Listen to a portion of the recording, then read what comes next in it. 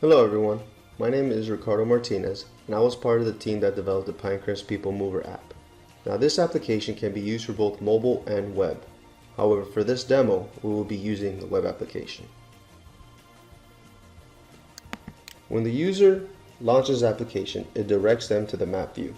On this map view, you will be able to see the different routes the trolley will follow. As you can see here, we have different colors. We have a light blue and an orange. An orange symbolizes the Palmetto Middle School route, while the light blue symbolizes the Palmetto High School route. You can also find small image of a bus which symbolizes stops. The colors of the bus correlate to the different routes. As I stated, the orange matches with the Palmetto Middle School and the blue matches with the Palmetto High School. You can also find a small circle logo of the Pinecrest PeopleMover. This symbolizes the trolley in its current locations. Each of these icons you see on the map is clickable and provides more information. So let's say, for example, we want to click on this logo. As we click it, you can see the trolley ID and its actual current location. That current locations of the trolleys currently will be updating as soon as it starts moving.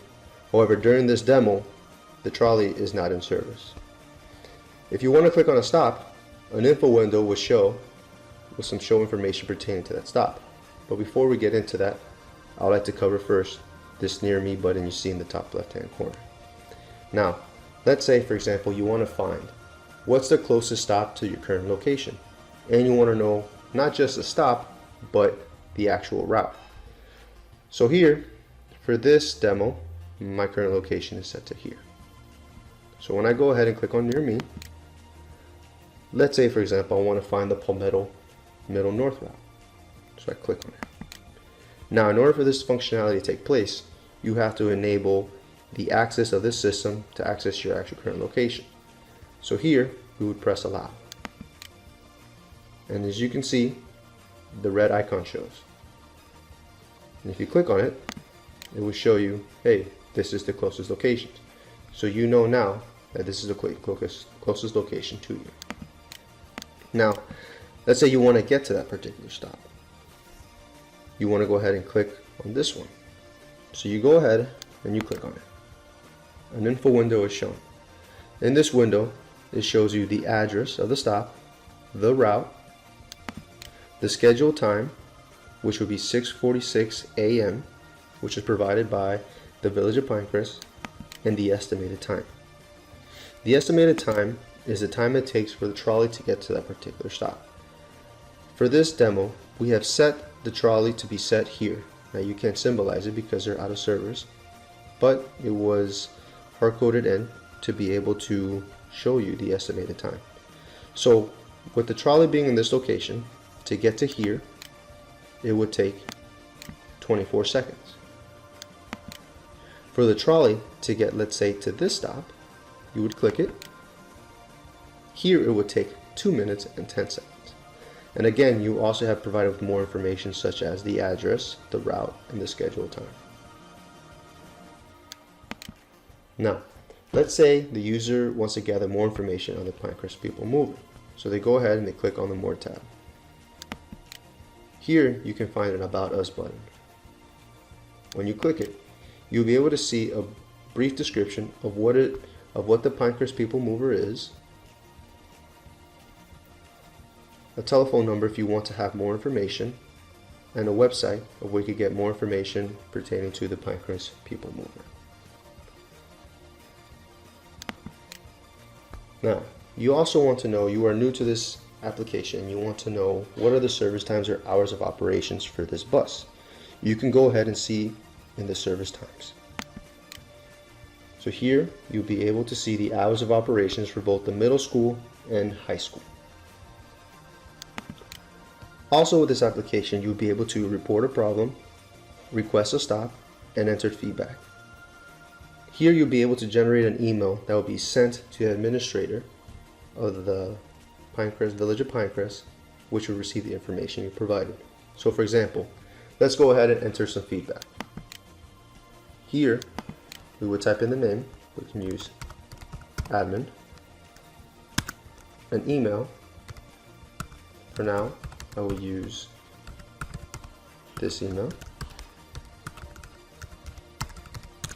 and I type in some feedback. And go ahead and press submit. You have a confirmation box. And as you can see, the emails were received, and you'll be able to see feedback from admin, which was the name, the email, and the feedback message. This app rocks. So now, let's say there's some occurrences in respect to the buses. Here, in this trolley alerts, you will be notified. You go ahead and you can click on the trolley alerts tab, and you're able to find any alerts that have been inserted by the system administrator for the Village of Pinecrest. At this moment, there are no defined alerts, so everything is smooth sailing. As we see the map, we can see all the stops. Now, let's say you want to be able to see the stops in a list form.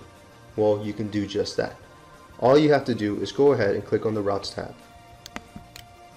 On this Routes tab, you have the options of all the different routes. So let's go ahead and select the Palmetto High North route. And voila! You now see all the stops for this route. Now, if you go ahead and click on it, you'll be able to see the stop name, which is the address, the scheduled time, which is provided by the Village of Pinecrest, and the estimated time from the trolley to this current location. Up top, you can save it as a favorite. However, in order to enable this functionality, you would have to log in. So far, all the functionalities explains a user would not have to be signed in. However, for this one, you would. So let's go ahead and go through the registration process. So you can either choose this or go back to the More button. But for simplicity, we could go ahead and click it. And it takes you back to this view. So we'll go ahead and we'll register.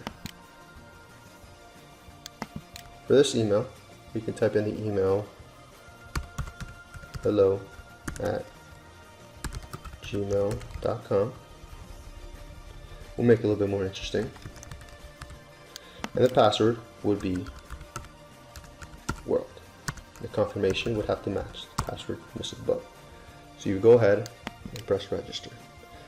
The registration has been successful. So not only has your information been saved, but you've actually been logged into the system. So now, if you go back to the routes, and you want to go ahead and select that stop again, now you will see that the you have to sign in functionality is no longer there. So let's go ahead and let's save this stop as a favorite. You have been confirmed that your favorite has been inserted into your list. So to verify this, we'll go ahead and select this favorites tab. And there it is. Let's say we want to add another stop. We have to go back, select a route. We'll go ahead and select the middle south route and save this as a favorite. Now when you go ahead and select it, you will now see the two stops. In these two stops, you will be provided with the address, the route, the stop ID, and the estimated time. This alert time shows you how long you would take for the email notification to receive. In this application, if you set an alert time for, let's say, 5 minutes, this means that whenever the trolley is within 5 minutes from reaching its final destination to reaching to the stop, it will send an email notification to whichever you provide, whichever you register with. At this moment, there is no alert set, but we could go ahead and change that, and I'll show you how. So we'll go ahead and we'll click it. A window opens. You have an alert, add an alert time. You can also remove the stop or deactivate the alert. But just to let you clarify, you can deactivate alert only when there's a time shown. So let's go ahead and add an alert. Here we have an options. We can set how long, but we'll just go ahead and select 5 minutes. You will select the done button and the alarm has been enabled. And here you can see now the alert time says 5, which means 5 minutes.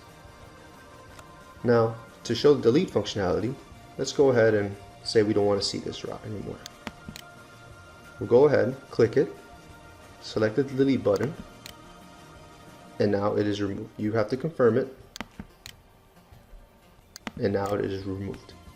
So another functionality you may have is, let's say you want to deactivate this alert time. You're tired of receiving emails. So let's go ahead, let's click it. We could deactivate alert. It would ask to confirm it. You press yes. As you can see, the alarm has been deactivated. So this covered pretty much our application and all the different functionality it offers. Please stay tuned for any more other updates and enjoy the app. Thank you.